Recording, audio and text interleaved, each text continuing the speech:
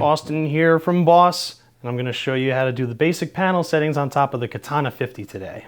So from left to right, we start with the amp type. So right now I am playing on the acoustic amp, which can work with an acoustic guitar, which is pretty cool, but it sounds great as a clean electric guitar amp. If you're looking for a little more clean saturation, I would select to go to the clean amp, and here's what that sounds like.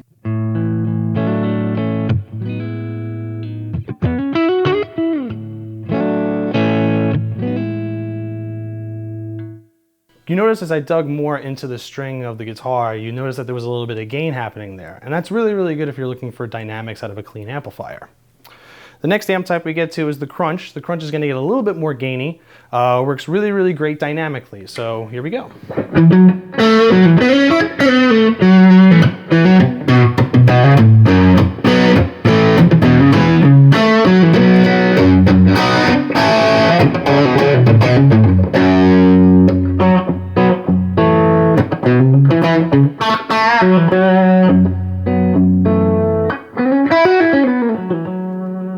So you notice as I backed off the volume on the guitar as well as my pick attack, you notice that it started to clean up a little bit. It works just like a tube amp, which is great. Next we get to the lead channel. The lead channel is going to be a little bit more high gain, but it's going to give more mid punch like you would want from a lead sound. So here's what that sounds like.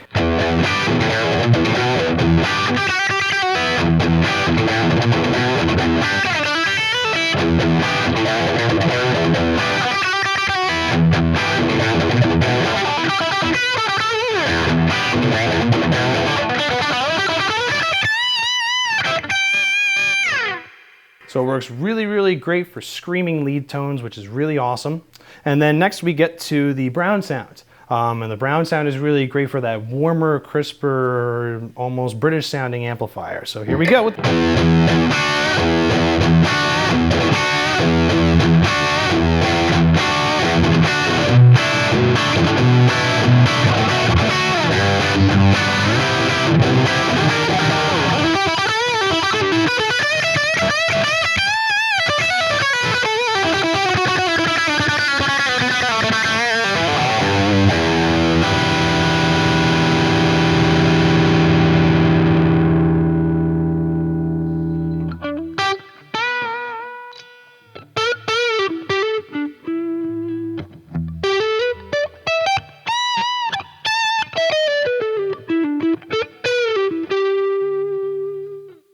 So you even notice on the brown sound, you have that high gain level, you still get the dynamics that you would get from a tube amp, which is really, really awesome.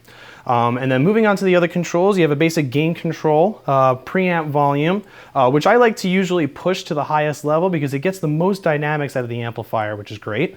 You have a 3-band tone stack, bass, middle, and treble. And then the other fun part of the Katana is that you have built-in effects that you can add on top of your sounds. So I'll switch to the clean amp so you can kind of hear some of the effect sound differences. So the first effect that we have is called booster. And booster is going to be overdrives. So built into the amp, you get 3 of them selectable. You notice by the selectable button here, you push the button for a different sound. They change colors.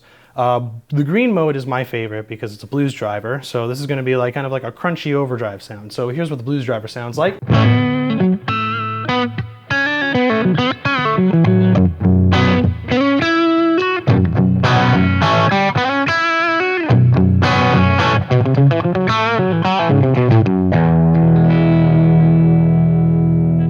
So pretty sweet that we get some pedals built into the unit.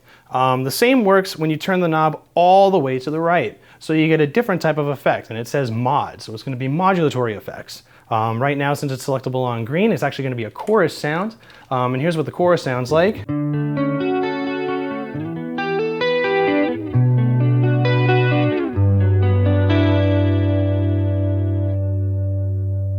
So really great, and you can also select between a couple of different other modulatory effects like flanger and phaser and stuff like that just by using the colors, which is great. So I'm going to stick with that chorus sound because I like that chorus a lot. And then the next effect knob we get to is the delay. And the delay is really cool because you actually have a tap tempo button on top of the amp where you can pump in the tempo. So let's say my tempo is 1, 2, 3, 4, 2, 2, 3, 4.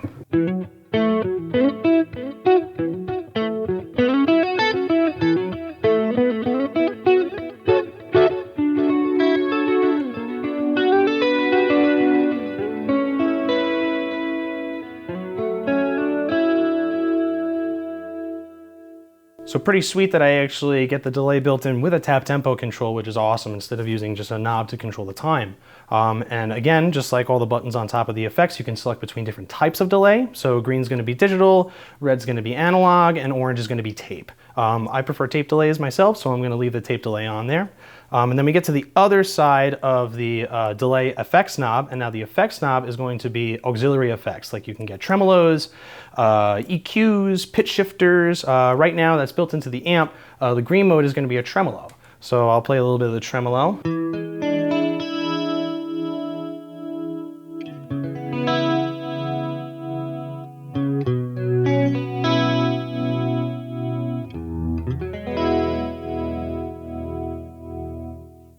And as you turn the knob, you can intensify the effect a little bit more. So obviously as I turn it up, it's going to turn up the most prevalent parameter, which is going to be great. So here's what it sounds like.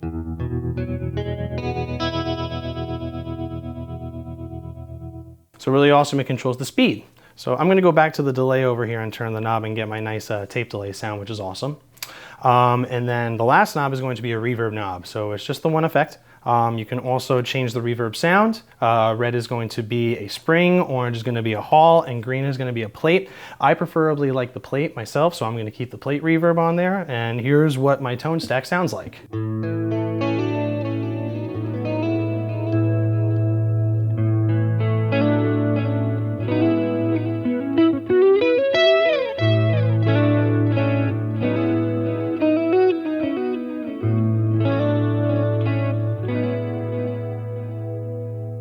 So again, really awesome sounds that you can get out of the amplifier.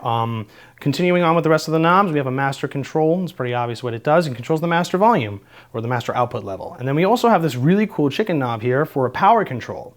So the power control has 4 selectable ways. On the 50, you get a maximum of 50 watts out of the unit. So that gets pretty screaming loud to get over a drummer or any sort of small gig situation. The 0.5 watts is great for bedroom volumes, which is really awesome. And then you also have a standby switch, just like you would on a tube amp. So that way when I'm going into the amp and I unplug, you won't get the crackling sound. And then you also have a middle point, which is also 25 watts, which is great. So now that I have my tone stack, I played with all the knobs, I got a great sound going on, how do I save it to the amplifier so I can recall it again? So to do that, it's really simple. You see you have 2 selectable channel buttons on top of the 50. So right now we're in the panel mode, which means everything on top of the amplifier, the knobs the way they are, is the way they're set.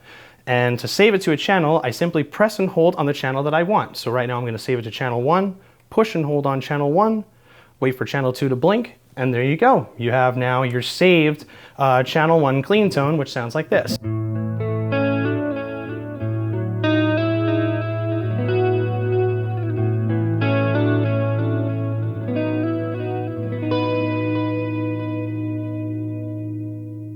Okay, great. So now we saved channel 1 and we have our great clean sound. So now how do we get a secondary sound into the amplifier? So we're going to first switch back to the panel mode. So press the panel button, and now we're in the manual savable mode. So let's say we want to get something a little bit dirtier, right? A little bit crunch.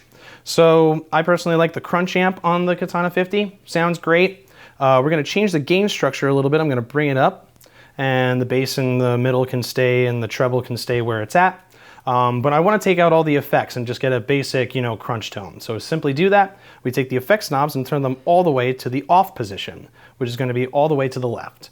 And now I have just the crunch with some reverb. So I'm going to switch to my bridge pickup, and here we go.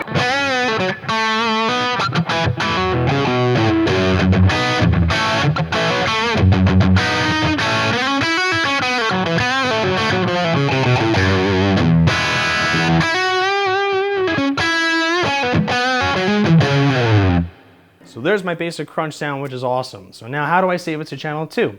Well, it's exactly the same process as saving to channel 1, except we're going to now push and hold on the channel 2 button. So press and hold on channel 2, wait for the channel 1 light to blink, and you're done. And now you have a channel 1 saved for your clean, and you got channel 2 saved for your crunch, which is awesome. So to switch between them, using just your hands, you can switch to channel 1 by pressing the channel 1 button, and the channel 2 button to switch between the two. But let's say you want to go out and gig with this amplifier. So you can't exactly move back to your amp and press the channels with your hands. So you have to use a foot pedal or a foot switch. So in the next video, we'll talk about using the foot switch and the FS6 using the Katana-50. And we'll go over how to switch channels and stuff like that. So super awesome. Thanks a lot for watching and have a great day.